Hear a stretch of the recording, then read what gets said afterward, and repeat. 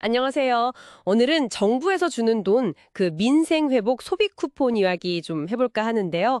이게 그냥 주는 게 아니고 꼭 신청해야 하고 또 기한 안에 써야 한다면서요. 네, 맞습니다. 그래서 어떻게 하면 손해 안 보고 잘 쓸 수 있을지 오늘 좀 알기 쉽게 풀어드릴게요. 네. 특히 우리 어르신들께서 궁금해하실 만한 내용들 위주로 좀 짚어보면 좋겠어요. 그럼요. 누가 얼마 받는지, 또 신청은 어떻게 하고 어디서 쓰는지, 어르신들 편하게 신청하는 법까지, 그리고 조심해야 할 점도요. 복잡하게 생각하실 거 없고요. 핵심만 딱딱 정리해드릴게요. 좋습니다. 그럼 가장 먼저 제일 궁금한 거. 그래서 나는 얼마 받나? 이거죠. 네, 기본적으로는 대한민국 국민이시면 1인당 15만 원, 네, 받으실 수 있습니다. 기준일은 2025년 6월 18일이고요. 15만 원이 기본인데? 근데 더 받는 분들도 계시다고요? 네, 그렇습니다. 기초생활수급자라고 하죠. 나라에서 이제 생계비나 의료비, 집세 같은 거 지원받으시는 분들, 이분들은 40만 원이고요. 그리고 차상위 계층이나 혼자 아이 키우시는 한부모 가족은 30만 원을 받으십니다. 액수가 꽤 차이가 나네요. 네, 여기서 특히 좀 알아두셔야 할 게 그 월세 지원, 그러니까 주거급여만 받으시는 경우도 있잖아요. 이런 분들도 기초생활수급자에 해당될 수 있거든요. 정말요? 주거급여만 받아도요? 네네. 그래서 이걸 잘 모르시고 그냥 15만 원만 신청하시면 너무 안타까운 거죠. 꼭 한번 확인해 보시는 게 중요해요. 그렇군요. 꼭 확인해야겠네요. 또 추가로 더 받는 경우도 있다고요? 네. 수도권, 그러니까 서울, 경기, 인천 외 지역에 사시면 3만 원이 추가되고요.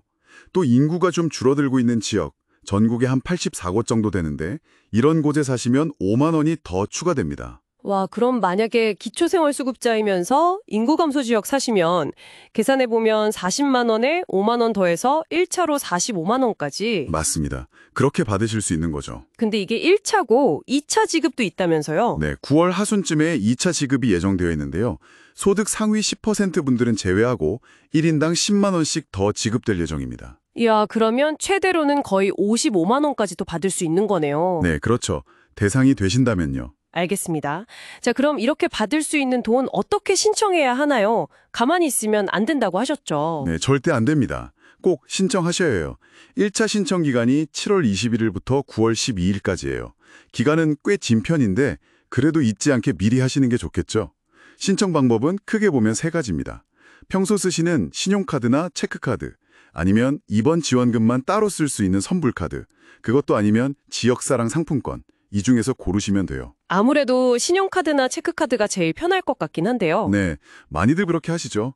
카드사 앱이나 홈페이지, 아니면 전화로 콜센터에 신청하셔도 되고요. 은행 창구에 가셔도 됩니다. 신청하고 나면 보통 다음날 바로 포인트처럼 충전이 돼요. 그럼 그냥 평소처럼 카드 쓰면 알아서 먼저 빠져나가는 건가요? 네, 맞아요. 따로 설정할 필요 없이 그 지원금부터 차감이 됩니다. 그리고 좋은 점은 원래 카드 쓰던 혜택, 포인트 쌓이는 거나 할인 같은 거 있잖아요.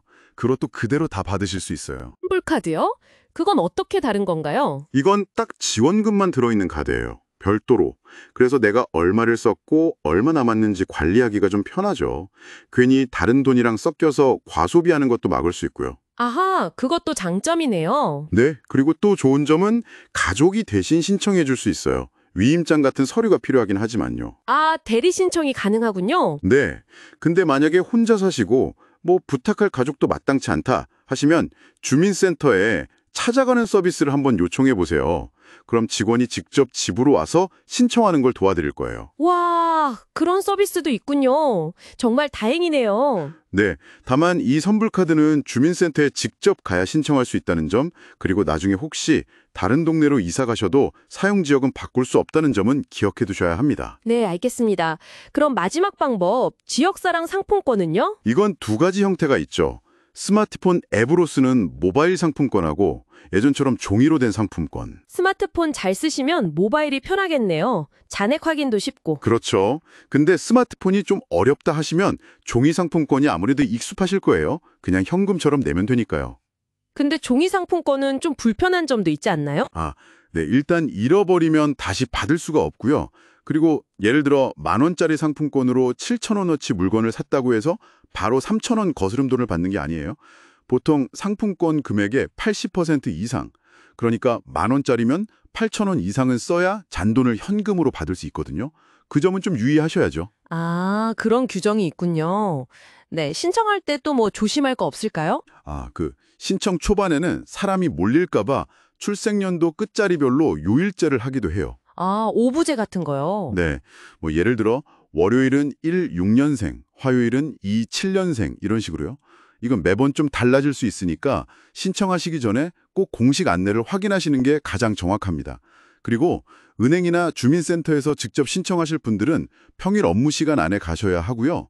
주민센터는 보통 저녁 6시까지 하죠. 네, 시간 확인 잘 해야겠네요. 자, 그럼 이제 중요한 거, 이 돈 어디서 쓸 수 있나요? 네, 이게 중요하죠. 기본적으로는 연매출 30억 원 이하인 소상공인 가게에서 쓸 수 있어요. 소상공인 가게라면 구체적으로 예를 들면요.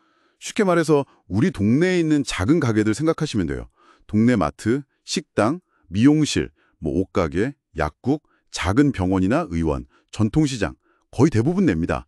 가게 앞에 소비 쿠폰 사용 가능 이런 스티커 붙어 있는지 한번 보시면 더 확실하고요. 그럼 반대로 안 되는 곳도 확실히 알아둬야겠네요. 네, 맞아요. 큰 곳들은 안 된다고 보시면 돼요. 이마트나 홈플러스 같은 대형마트, 백화점, 그리고 쿠팡이나 G마켓 같은 온라인 쇼핑몰, 또 유흥업소나 사행성업소도 당연히 안 되고요. 스타벅스처럼 대기업이 직접 운영하는 매장들도 일부는 안 될 수 있습니다. 아, 통신비나 세금 내는 것도 안 되죠. 네, 안 됩니다. 지역 경제를 살리자는 취지니까요. 알겠습니다. 근데 좀 헷갈리는 것들이 있어요. 예를 들어 편의점에서 담배나 술 사는 거, 이건 되나요? 네. 동네 슈퍼나 편의점에서 담배, 술 사는 건 가능합니다. 다이소 같은 곳은요? 다이소는 좀 경우가 다른데요. 본사가 직접 운영하는 직영점은 안 되지만 개인이 운영하는 가맹점 형태라면 가능할 수도 있어요. 이건 매장마다 확인해 보시는 게 좋습니다. 배달 음식 시켜 먹을 때는요. 배달 앱에서 바로 결제하는 건 안 되고요. 만나서 결제 혹은 현장 결제 이걸 선택하신 다음에 배달 오신 분한테 직접 카드로 결제하시면 됩니다. 아하, 병원비나 약값은요? 동네 의원이나 치과, 한의원처럼 소상공인에 해당하는 작은 병원에서는 사용 가능합니다. 약국도 되고요. 택시 탈 때도 쓸 수 있나요? 네, 택시 기사님께 직접 카드로 결제하시면 사용 가능합니다. 그렇군요. 사용할 때 또 주의할 점이 있다면요? 정말 중요한 거 2가지. 바로 사용 지역이랑 사용 기한입니다. 사용 지역. 아, 내가 사는 동네에서만 써야 한다는 거죠? 네, 정확히는 주민등록상 주소지 기준이에요.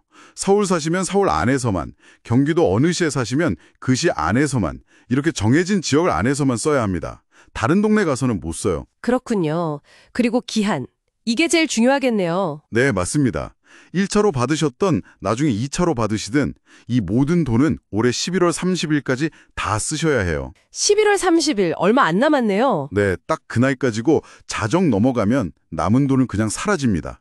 아예 없어지는 거예요.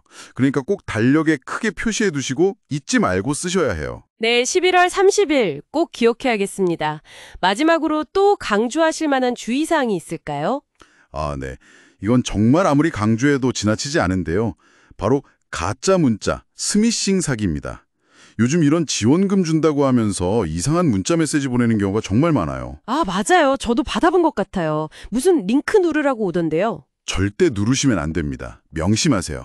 정부나 카드사에서는 절대로 문자 메시지에 인터넷 주소, 그 파란색 링크 같은 거 절대 안 보냅니다. 그런 거 오면 그냥 바로 지우사예요. 전화해서 뭐 개인정보나 카드 비밀번호 물어보는 것도 100% 사기고요. 그럼 신청은 어디서 해야 안전한 건가요? 반드시 카드사 공식 앱이나 홈페이지, 아니면 공식 콜센터, 운행창구, 주민센터 이렇게 딱 정해진 공식 채널을 통해서만 하셔야 합니다. 인터넷 검색하다 보면 블로그 같은데 바로 신청하기 버튼 같은 거 있던데 그런 건 누우면 안 되겠네요. 절대 안 됩니다. 큰일 나요. 개인정보 다 넘어가거나 이상한 유료 서비스 가입될 수도 있어요. 혹시 좀 안전하게 관련 정보를 받고 싶으시면 네이버 앱이나 카카오톡 같은 공식 앱에서 민생회복 소비 쿠폰 알림 서비스를 신청해 두시는 게 좋아요. 그럼 지급 일정 같은 걸 문자가 아니라 앱 알림으로 안전하게 받을 수 있습니다. 네, 알겠습니다. 사기 예방 정말 중요하네요. 자, 오늘 민생회복 소비 쿠폰에 대해서 정말 필요한 정보들만 쏙쏙 알아봤는데요. 어떻게 신청하고 어디서 어떻게 써야 할지 계획 세우시는데 좀 도움이 됐었으면 좋겠습니다. 네, 다시 한번 강조하지만 가장 중요한 건 잊지 말고 신청하시는 거.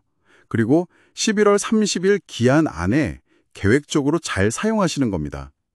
혹시 주변의 어르신들이나 이웃분들 중에 이 내용을 잘 모르시는 분이 계시면 오늘 들으신 거 꼭 좀 알려주세요. 서로 도우면 좋잖아요. 맞아요. 이 쿠폰 잘 써서 우리 집 살림에도 보탬이 되고 또 자주 가는 동네 가게들에도 힘이 되면 더 좋겠죠. 네, 오늘 이야기가 여러분의 현명한 소비 생활에 작은 도움이 되었기를 바랍니다. 저희는 다음에 더 유용한 정보로 찾아뵙겠습니다. 어떻게 신청하고 어디서 어떻게 써야 할지 그리고 11월 30일 기한 안에 계획적으로 잘 사용하시는 겁니다. 작은 도움이 되었기를 바랍니다. 오늘은 정부에서 주는 돈, 그 민생회복 소비 쿠폰 이야기 좀 해볼까 하는데요. 이게 그냥 주는 게 아니고 꼭 신청해야 하고 또 기한 안에 써야 한다면서요. 오늘 좀 알기 쉽게 어디서 쓰는지, 어르신들 편하게 신청하는 법까지, 그리고 조심해야 할 점도요.